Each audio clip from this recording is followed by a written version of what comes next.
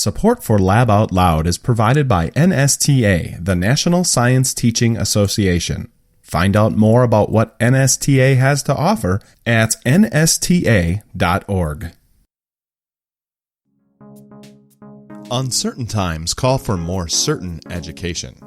Join the University of Cincinnati and earn your Master of Education from world-renowned faculty. 100% online classes provide the flexibility to advance your career and reach the next level. Learn more today at online.uc.edu/masters-of-education-programs.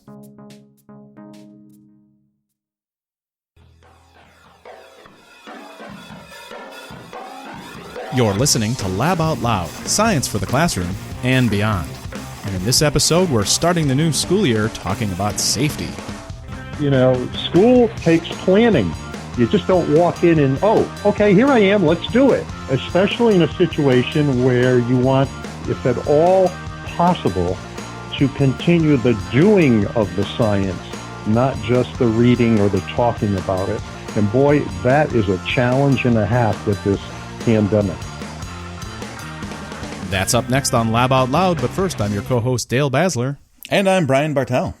And we are back for another season, and people are back to school already. We'll be going back to school soon, so listeners, you're either in a classroom that is virtual, a classroom that is face-to-face, basically the whole world. Or something in between.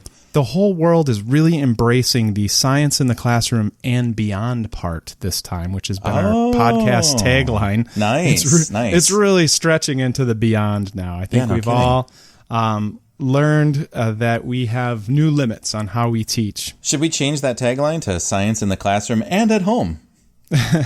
And beyond and beyond and beyond. Well, so as we were opening this season, I was trying to think about what we want to tackle first in terms of what's most important for science teachers. And I really think we need to talk about lab safety in a pandemic. Yeah, I mean, safety is something that's on all of our minds. In the beginning of the year, you go through, or you should be going through, some of the things of preparing your classroom. And now, more than ever, I think all of our students and our families are also thinking about what is safe and what is maybe safe, but how do we best minimize risk? So back on the show with us today is our guest, been on the show before, Dr. Ken Roy. Dr. Ken Roy works as the Director of Environmental Health and Safety for Glastonbury Public Schools in Glastonbury, Connecticut. You might know him if you're an NSTA member as the Chief Safety Compliance Advisor for NSTA. He's all over that safety blog, sharing good bits of wisdom, advice for our science teachers. So we really wanted to get him back on the show to talk about what we should be thinking about as we start the school year and pick his brain as to some of the science safety concerns that we might need to be addressing going back to school. Well, let me go back a little bit. Let me go back to March when most of this started, where the schools all of a sudden, oh, we're not going to have school anymore, kids, or we're going virtual, and everybody's scrambling to go virtual. Well, those facilities, of course, in many cases have just been sitting there. The water hasn't been moving in the water mains. The gas hasn't been moving. On and on it goes. So the first thing, before teachers come back, they need to make sure their facility, especially laboratories, are up to par. In other words, have things, before you use that eye wash, you need to make sure that it has been flushed on a regular basis, using that shower, all these engineering controls, because they've been left sitting there for the most part. Now, there's some school districts that had a skeletal staff and kept up those things, but there are others that didn't. The other things you want to make sure are the engineering controls functioning.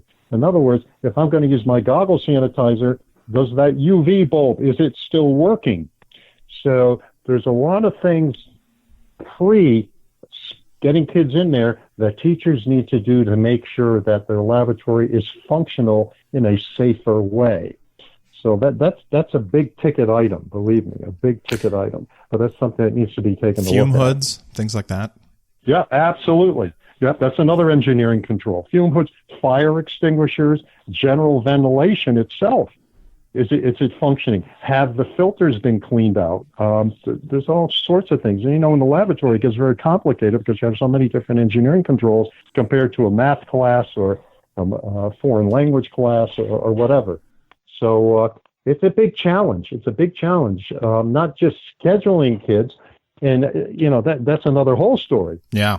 Because now we're talking about health issues and things. But I like that you went back to March and you talked about like some schools you just had to leave.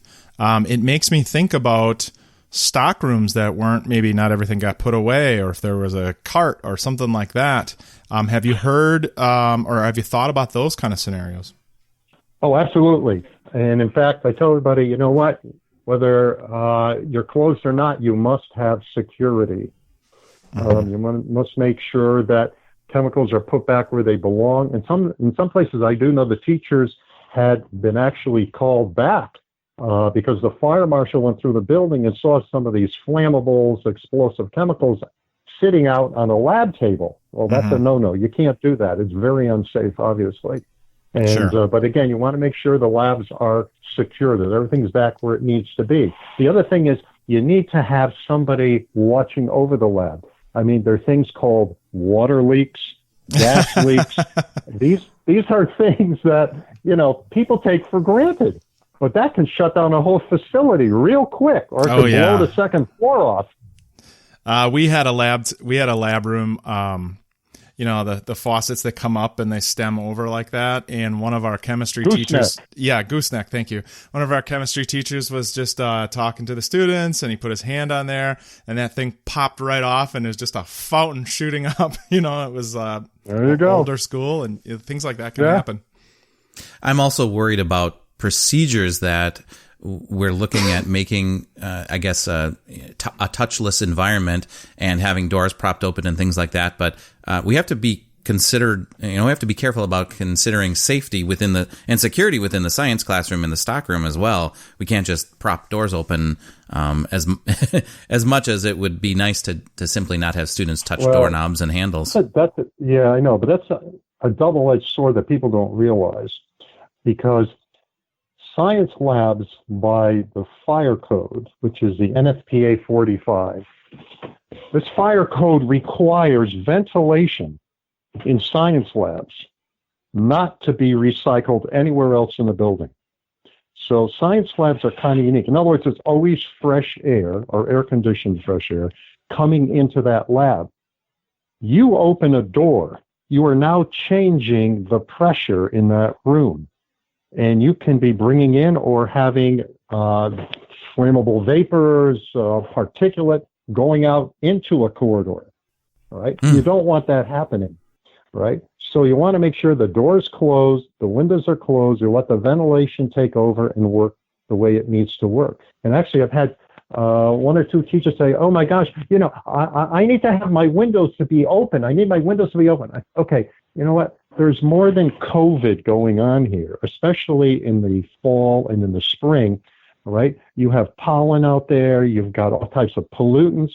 You have students and possibly staff members that have respiratory issues, some very serious asthma, for example, all right? They need to have filtered air. So having said that, you want to make sure that the ventilation system, again, I want to go back, make sure the filters have been cleaned, or if you have new filters replaced, and you want to make sure it's operational the way it's designed. Now, one thing school districts can do is they can rev up the motors there so it brings in more fresh air. So in other words, the air exchange per hour is increased.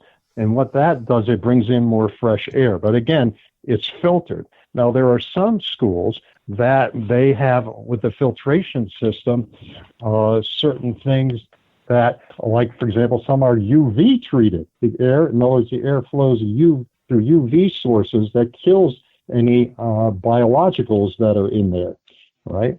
So that's certainly a good thing. There's also ionizing units that some school districts have installed. And there are other things that certainly can be used. They're extremely expensive, but some school districts do that because in the long run, you're making it safer for everybody. There must be hundreds of high school science classrooms that don't have this. I can think of lots of high school science classrooms that definitely open the windows and doors and all that stuff. Yeah, well, to me, that's a mistake because you don't know what you're bringing in. You need to have that air filter, especially today. There are so many more students with respiratory issues. It's unbelievable. And you need to have that air filter.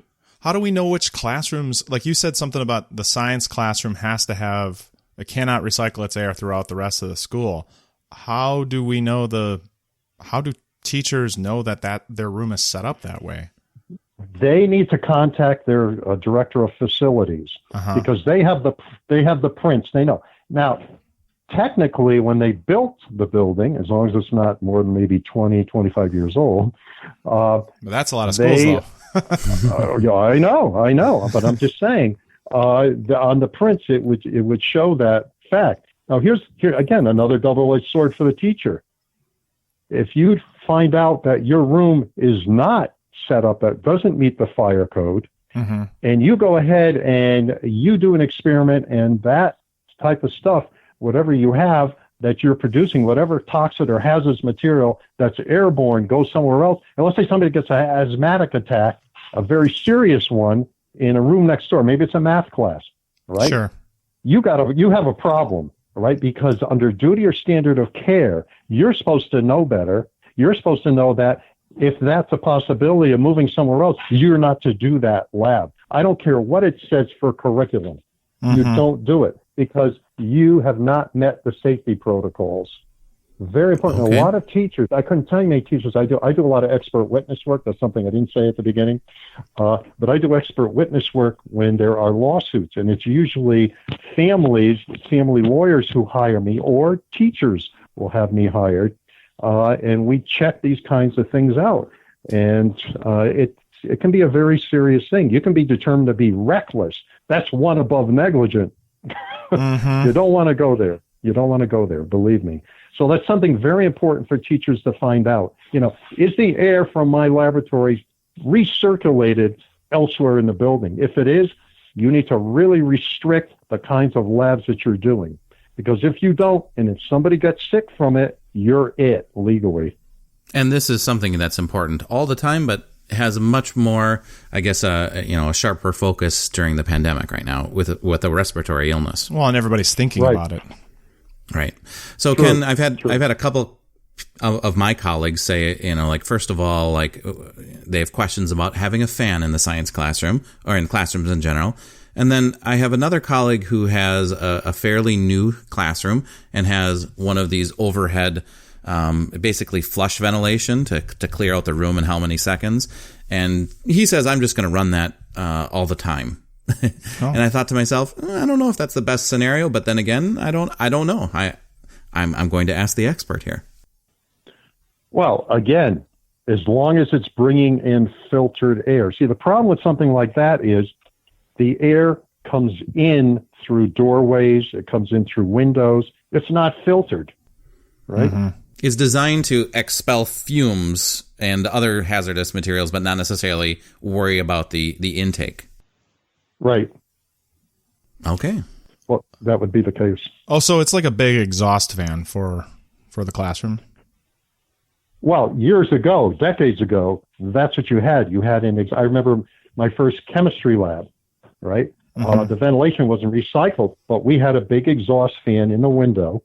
And when you're going to do a lab, you turned on the exhaust fan. So it creates negative pressure, which means outside in the corridors, it takes that air and it brings it into the lab and then pulls it out through the window. So anything that you're doing, any kind of pollutants you're creating, any kind of hazardous air components, they're going out the window. Too bad for the neighborhood, but it's okay for your lab. Parts per million. So the same would apply for so the same rationale would apply then for having your fume hood constantly running, because again, there's no intake, there's no reply of, not reply. I made up a new word. There's no recirculation or supply of fresh air. It's just coming from the outside in. Sometimes. So see, are there fume hoods designed to replace fresh air? So it depends on the design of the fume hood. Oh. It depends on the design of the fume hood. And you have to be careful because now there are some ventilation. Instead of rooftop units, they have the fume hoods acting as the room rooftop units, if you can believe that. But some are now designed that way. I don't advocate that, but that's what they do.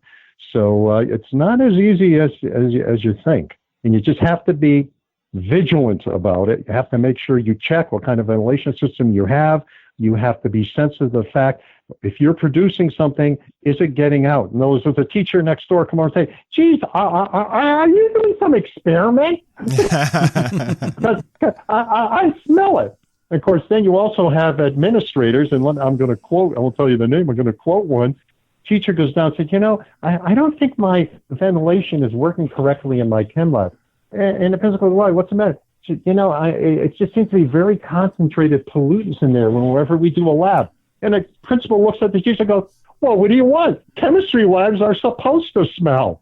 Oh, no. Great. This is the response. This is why I'm saying you need to talk to the head of facilities, find out what it is, and if there's a problem, you then either you go to the local fire marshal or you have the union head go to the local fire marshal and determine what action needs to be taken. I mean, I have actually seen situations where because the program would be so detrimental that they had to go out and rebuild the whole rooftop unit and go out and go through voting process to get the funds to do this, and it's unbelievable. But it's all in the name of safety. I mean, that's what you have to do. And this is not only science, by the way; it's also tech ed and engineering. Yeah. They're in the same boat, and they have the same fire code restrictions on the types of ventilation that you're required to have. They have some very hazardous types of chemical use in those areas. So it's the two of them, tech ed and engineering and science labs, that you need to look at this stuff. That's why I'm saying, if you're a science teacher or tech ed teacher, you are special. Yeah. So we've talked about a few things. Get back into your classroom. If you're starting things up again, make sure go through basically the flight plan checklist of everything working. Yeah. This is all facility stuff we're talking about. Sure. Have a conversation with your facilities person so that you have a understanding of how your environment works, how the airflow works, so that you know what your environment's like and what you're teaching in, and then you can make a decision of courses of action from there. Yeah, one quick addition to that, your fume hood, again, the fire code requires once a year that fume hood is to be inspected, not by Joe or Sally, the custodian, but by a certified tech to make sure that it is fully operational the way it's supposed to run. Pandemic or not, if you plan on using it, it better have been inspected, and usually that happens over the summer. Then they come in with like a flow meter and everything, right? Yeah. There's a whole litany of things that they have to test for, and they also have to have a sticker that's put on the front of it, and it says what the results are, who did it, when they did it. Because when the OSHA and the fire people come around, that's one of the things they look for. They want to make sure that engineering control has been paid attention to, because you don't want to be using that and find out it's not working appropriately, and all that stuff backs up into your lab.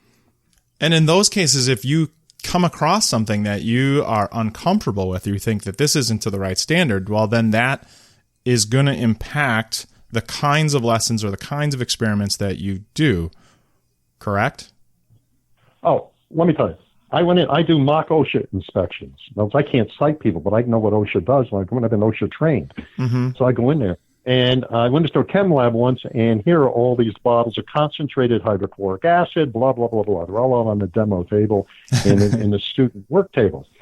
And I go over, and one of the things I do, of course, is I test the shower and the eye wash. Well, I turn on the eye wash. It doesn't work. Nothing's coming out. So I said to the teacher, now understand, this is in January. I said to the teacher, do you realize your eye wash doesn't work? Oh, yeah, well, I put in a work order back in early September, but, they're so busy doing work with other departments and everything for their problems. I said, but excuse me, You have all these assets out. Are you doing active hands-on labs with this stuff? Well, yeah, but like I said, they just haven't gotten here yet. I said, and tell me, if there is a splash, somebody's eyes, where are they going? Your eye wash doesn't work. I said, you realize the liability that you have? God forbid that should happen. Oh, really? I didn't realize that. So, I mean, I think about, yeah, exactly. I think about teachers like, might be listening to this and saying, well, what do I do? I'm not an HVAC person. I'm not a plumber. I'm not a facilities, but you do make choices as to what types of experiments and instruction. And you always put it in writing. Yes. Very important. You always put it in writing so you have a record. Mm-hmm. Because if something comes down, again, I see this in my expert witness work, something comes down, all the administrative wagons are circled tight. Your wagon is alone out on the prairie. Are you getting what I'm saying? Yes, for sure. Yeah. You've got to protect yourself. After the break, we'll talk to Ken about sanitizers, cleaning lab equipment, and class sizes. We'll be right back. Become a leader in your school and advance your degree with a Master of Education, 100% online from the University of Cincinnati.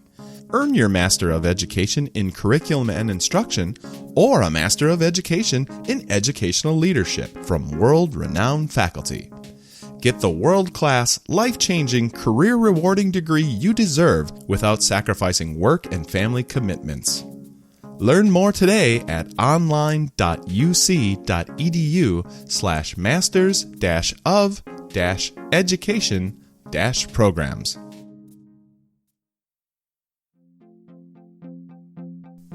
And now, back to the show. I have another question. If we shift gears and think about the social distancing now, 6 feet is the number that's always around. I remember a time where we had some studies done on class size in relationship to the physical space and the number of students in there. Is there any, first of all, do you remember or recall anything about those studies? Is there anything from those studies as far as like student flow and those kinds of things that can now be, I guess, interpreted for social distancing? Yeah, actually, Dr. Sandra West from the University of Texas did that study several decades ago, and she and I work very closely together. That's how I know about that. And one of the things that I look at is something called occupancy load, right? In other words, the fire code says you're supposed to have 50 square feet net for every occupant in that lab, right? 50 square feet net for every occupant. You would be shocked at some of these labs that I go into because some of the principals say, well, instead of hiring another teacher, we'll just throw more chairs in there. And a room, and its occupancy load is supposed to be 24, 25 people. They'll have 35, 40 bodies in there. Good luck getting out alive if there's an accident. Yeah. It's not going to happen. How does furniture affect the square footage? Like, do desks remove? You subtract out. In other words, you take the raw measurements, the length times the width, all right, and then you get the square footage of all the chairs, the tables, whatever you have there, and you subtract that from that large square footage. Then you divide it by 50. That tells you how many occupants. Yeah. And that has to be approved by a state fire marshal, usually. Yeah. So that's another thing that teachers can find out. So one of the things, at least, and there are all different models out there about how kids are returning to school. There's the one where you have everybody's in, which is the most unsafe, of course, and that's the highest risk. Then you have the little less risk if maybe you have half the classes there 2 days a week, the other half is another 2 days a week, and then everybody's out for the fifth day. In that particular case, if I normally have 24, I would have 12 kids in there. Now, 12 kids in a lab type of situation, you're probably going to be able, if you put them in opposite ends of those lab tables, it's going to be relatively speaking safer, as long as they have on their masks.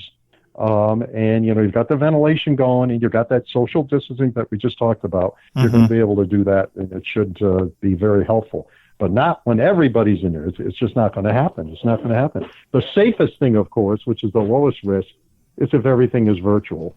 Yeah. But that has obviously in itself a lot of challenges, especially for science and tech ed engineering, because you want, again, to have, it's a hands-on, even in art, it's a hands-on deal. Yeah. And it's not to say you can't do virtual labs. You can, but it's not the same, obviously. Well, let's talk my neighbor about down the road is a ceramics professor at a local university, and virtual ceramics is not an easy thing to do. Well, at least you don't crack any vases. That's right. That's right. For one thing I'm thinking of is most science rooms are still, even if their occupancy load isn't up to par, they're still usually bigger than most other classrooms. I might imagine it's tempting for an administration to think we will shove kids into science classrooms from other areas of the building because you can spread kids out there. Any thoughts on that? You don't do it. There are too many hazards. I knew your answer. I just wanted to hear it officially. I'm sure the administration is looking for a lawsuit. I mean, it's just crazy. That's just crazy. That's just like they'll put a study hall when the period, let's say the teacher, there's 7 periods in a day, and a teacher teaches several doubles, and they have what is called a prep period, all right, or a free period, whatever you want to call it. And the administration say, well, I'm sorry, you can't prepare in it. You have to do that after school because I'm going to put a study hall in there. I don't think so. Mm-hmm. You know what? Because you have kids in there. Many of them are not even trained in science. All right. The monitor, I can guarantee, more than likely is not, unless it's a science teacher. You are just looking for it to happen. You're looking for big legal issues. You're looking for an accident to happen. You just don't do it. I mean, that's just foolishness. But again, I see this happen. The principals will go ahead and they'll do it. And I understand the pressure that they're under. I really do. Yeah. But you know what? They got to wake up to the facts that there is major liability. You don't do that in tech ed. You don't do that in science. And you don't do that in art. Because those 3 areas have the most hazard. When a safety compliance officer comes into a school district, and they're going to a school, for example, like a high school, what's the first areas that they look at? They look at the science labs, they look at the tech ed labs, and they look at the art, because that's where all the hazards are. Correct. We don't have classrooms on the pool deck, even if there's space. No. I like that one. Let's talk about the going at home, the virtual things. I think there's some things that can go wrong there too if we try to do maybe too ambitious of at-home chemistry, at-home laboratories. Okay, here again, we get into teacher liability, duty or standard of care. In fact, I just wrote, it was just released yesterday, my NSTA safety blog commentary for August. It's titled Safety for Hands-on Science Home Instruction. I would urge anybody listening to this podcast to go to the NSTA safety blog, and it's the first thing that shows there because it's the August one. And it goes into tremendous detail about your liability, what you need to do to protect yourself and your school, and of course, most importantly, your students and family members that are there in the same household when they do that. Because what a teacher must do, if you're going to assign something, and it doesn't matter if they're in front of you in a science laboratory in a school or if they're at their home, if you assign it, you must provide safety protocols. You must make sure they have an understanding of what the hazards are, what the resulting risks are, and what safety precautions they must take. And you also require adult supervision. And you get that, yes, in writing, right? You have, you want to make sure that the parents, whoever the guardian, who's ever overseeing this, make sure that they understand that. And they also need to understand you can't vary from whatever the teacher said. In other words, oh, well, instead of this particular ingredient, well, I happen to have this other one at home, so I'm going to use that. You can't. Sorry, that doesn't cut it. And you know what? That's not going to be my responsibility. But you have to get that to them. You have to get, basically, you have to give them a disclaimer. In order to protect yourself and your school district, because if they get hurt, they're going to come back. They're going to hire somebody like me, going to go in, and the teacher and the school district are going to have the liability. So you bring up a really important point. Is there an example of something that maybe the teacher thought it was an innocent at-home experiment the kids can do, and wasn't thinking about some of the aspect at home? Now tell me, Ryan and Dale, if you had salad the other night, did you put vinegar on it? Yes, I did. Maybe. Yes, some maybe. people usually do. I had a balsamic. Did you have your goggles on when you did that? I did not. No, I don't think so. Now, basically what OSHA says, and in what other kinds of legal pieces, better professional safety practice and legal safety standards, if I'm now using something that is not intended for this particular thing, in other words, the vinegar was used, it's intended for salad and this and that. If I take it and use it for some science experiment, that's a whole different ballgame.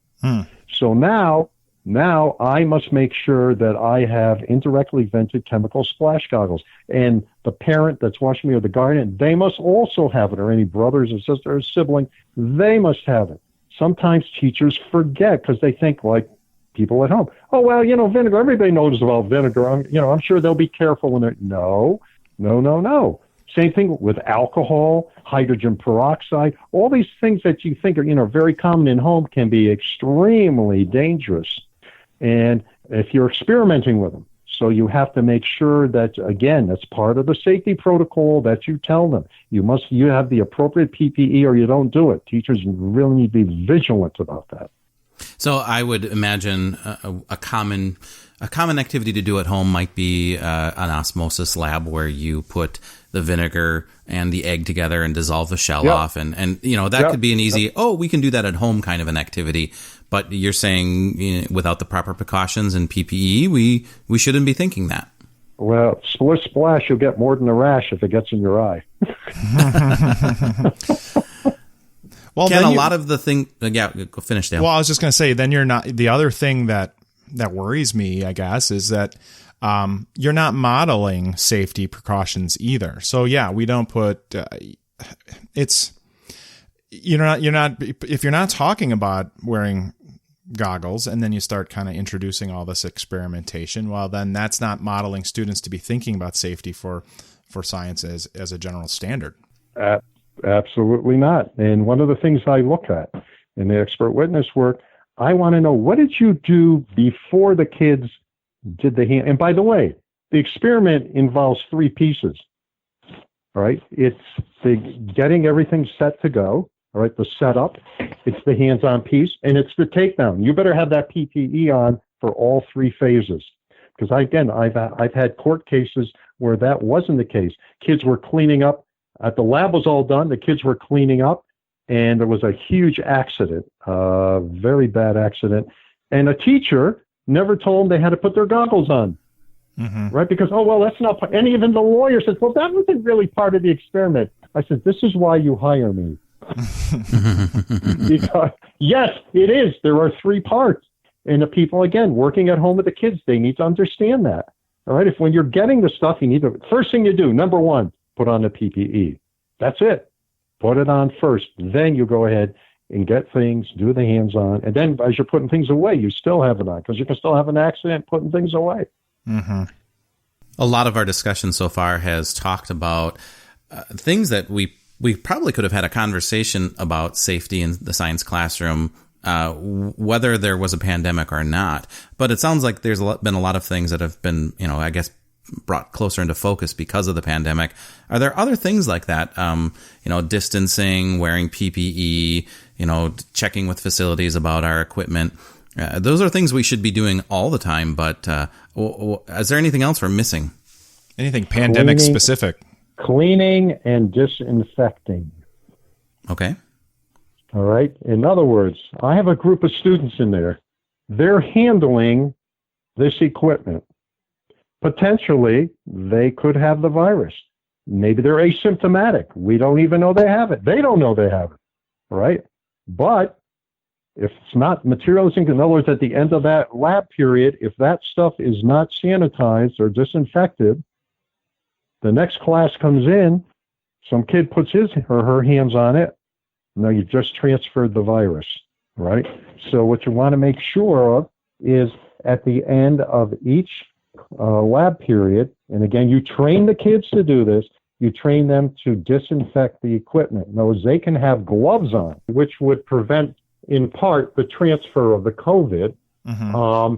And then but it takes training to know how to apply the disinfectant, the sanitizer, whatever you're going to do.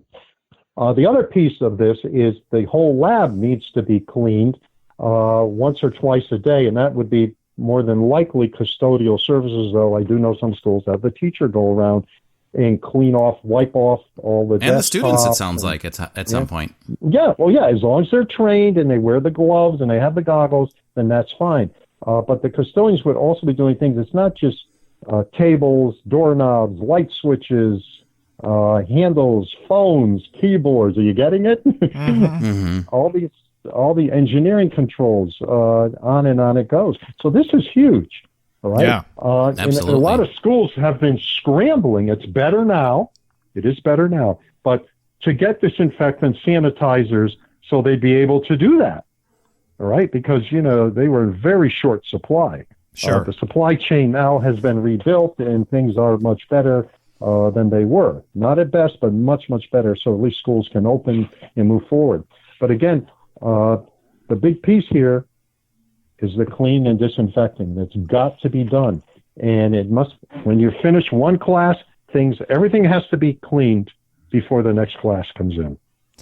The sanitizing and cleaners have been in the news too. Some poorly made, some made with the wrong ingredients. I think about that where maybe a school is not supporting enough sanitizers, so teachers go out and buy their own. They find a deal. They put it in any clear spritz bottle they can find. This one smells like gin. Yeah, they may not. They may interact with some of the lab things that are happening. I'm thinking about the labeling of that cleaning, knowing what your cleaning supplies are too. Absolutely. This reminds me. This is true of elementary teachers because they're always trying to stretch that buck. God bless them. Yes. They'll go to the dollar store and they'll say, "Oh my gosh, look at this! Look at safety glasses and goggles $1. I can have this for every kid in my class." And they will buy a whole class set and they'll bring them in and they'll go to use it. Problem is, these do not meet the ANSI ISE standard, which means is if something hits that, it shatters. Oh, right. Okay. It shatters. Bad news. So absolutely, you are correct. There are many schools. In fact, in the state of Connecticut, where I'm at, they have the green clean standards now, where there's only certain list of cleaners that you can do. Faculty, any employees are no longer allowed to bring in any cleaners whatsoever. All right, you cannot bring them in because just for the reasons that you mentioned. Because of the fact that there's I can't remember the name of the product, but they made this one with a huge amount of methanol in it. Yes. Methanol is the worst thing that you can use. It is so dangerous. It's unbelievable. I mean, it's just craziness. So absorbs through the skin, anyway, right? The CDC, what was that? Absorbs through the skin, right? It can? Well, that's only for starters. Oh, okay. We've even talked about methanol on the show before. Okay. Yes. Yeah. Well, actually, that's most of my expert witness work comes from methanol accidents, explosions. It just shoots out like a flame gun. All right. And the bad part about methanol, and then this can happen with one of these cleaners if you have an active flame near it. All right. It doesn't burn the skin. It melts it. Ugh. Skin looks but it's like sterilized. candle wax. Oh, right, yeah. Yikes. Well, I guess you could say that. If that's the goal, no. It's No. You're absolutely you're right. absolutely right. You're right on target when you say teachers should not be bringing in their own cleaning sanitizers, disinfectants, because you don't know what they're bringing in.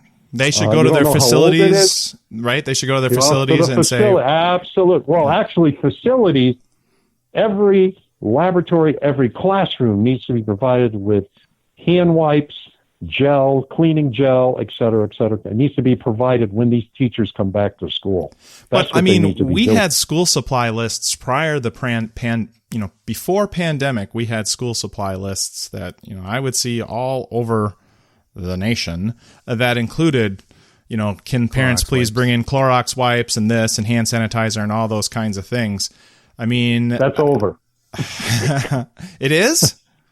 It's supposed to be, yes. And I think thankfully so, for other reasons, but thankfully. You know what? I mean, what freaks me out is if you go on something like Donors Choose and search for COVID, search for pandemic or anything like that, you'll see lists of teachers asking for, can you get masks for my students? Donate. Can you donate hand sanitizer, wipes, and stuff like that? And I'm like, this is preparedness. We're putting out a cup online, and we're letting it come in with no oversight, no standardization. I think the term is scary. Yeah, it's terrifying, actually. Yeah. No, you're right. You're absolutely right. It's amazing what goes on in some of these school districts. It's just amazing. Safety. Now, again, I'm sensitive to safety. My wife can't bring me anywhere because even at parties and things, I'm always crazy about safety stuff because I live it. That's what I do for a living, Ken Roy, buzzkill. Yeah, I was going to ask that. We can definitely tell, and we always have, that you're really passionate about that. Where does, because not everybody is. I mean, people are like, yeah, okay, I should wear some goggles. Where does that passion come from? You've sustained it for quite some time now. That comes from my first year of teaching. I was a chemistry teacher. And I was alone in the lab, and this was right after school, and I was going to dilute some concentrated sulfuric acid. I don't know if you ever heard of the always add acid to water approach. Usually there's like a little, there's usually like an animated picture of an otter next to a science lab. Yeah, and you always add the acid to the water. Well, I never was trained with that. So, dumb me, I added the water to the acid. What happened? This was in a graduate cylinder.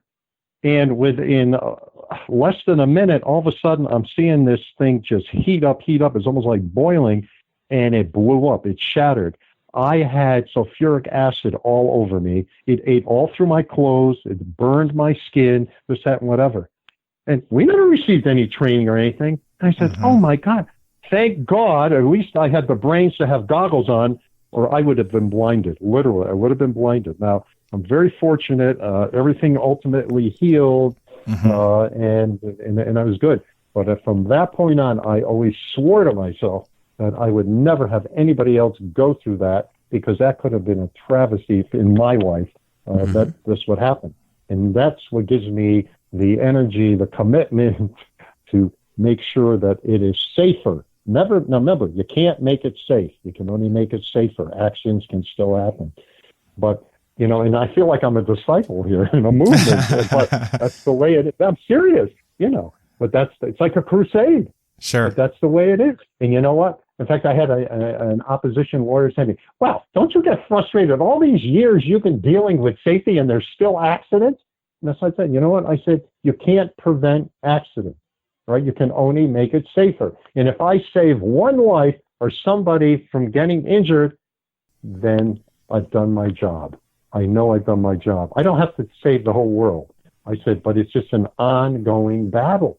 It's an ongoing battle. And that's what I'm committed to. Call me crazy, but that's what I do. Well, thank you so much for your time, Ken. We definitely know that there's a lot of anxiety with teachers thinking about reopening schools if they're given the chance, or if they're actually forced to, and what that might mean for safety in the science laboratory, whether that is reinstilling a sense of safety that should have been there all along, or new precautions amidst the pandemic. Right, absolutely. And one other quick thing I want to add right at the very end, in the July safety blog that I did, safety recommendations for opening the new school year. And there's very specifics in there also. So you have the July one and you have the August one. You just want to go to the NSTA safety blog. You can just Google that. And those two things come up, and all the specifics are in there for teachers to know, and administrators. We'll get those in Lab Out Loud show notes too. Perfect. That'd be great. Excellent. Thank you so much for your time, Ken. You guys are the best getting the word out. Thank you so much. All right. You have a safer day, guys. You too. Thanks, Ken. Thanks, Ken. Thanks for listening to this episode of Lab Out Loud. If you'd like to learn more about some of the things discussed in this episode or previous episodes, you can find show notes at our website, laboutloud.com. If you have a guest idea or a future topic that you'd like to see on Lab Out Loud, go to our contact page and send us a message. Also, you can subscribe to Lab Out Loud on your favorite podcasting app, such as Apple Podcasts, Spotify, Stitcher, Google Play, or wherever you like to find podcasts. While you're there, leave us a review and rating. Your input helps others find our show. Thanks again for listening.